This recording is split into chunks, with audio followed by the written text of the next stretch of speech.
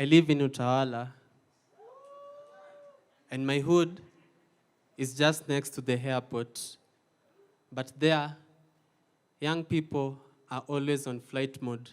In fact, their flight departs way earlier than 4:20, and it never lands 24/7, 365 days a year. Once you hit your teens, you're on the departures lounge. Before you're done with campus, you're on the runway.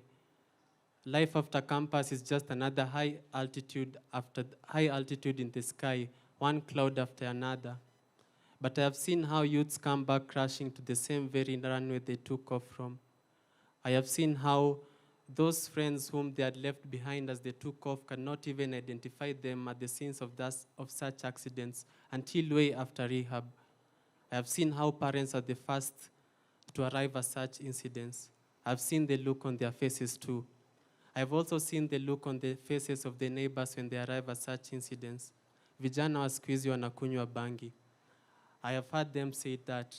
I know how it feels to be a kijana and how that word cannot be separated from kukunywa bangi, to be profiled in your own neighborhood.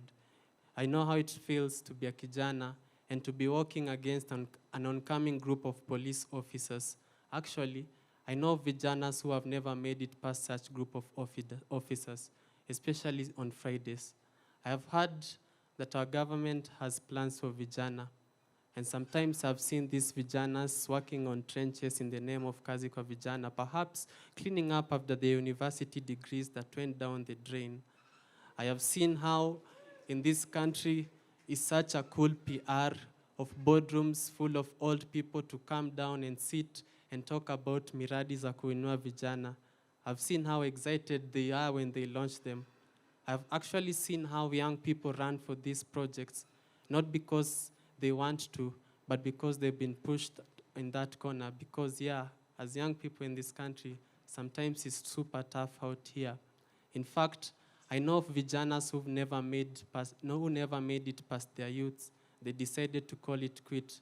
I know it feels to be in a dilemma, not knowing who among your friends might be the next one to call it quit, because we have buried youths in the same.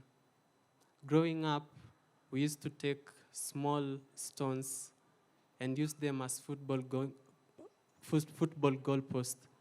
And right now, whenever I go back to my hood, sometimes I see the same vijanas, some of our youths, still taking those stones and sitting on them.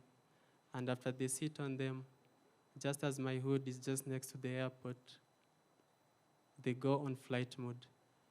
And their flight departs way earlier than 4:20, and it never lands, one cloud after the another.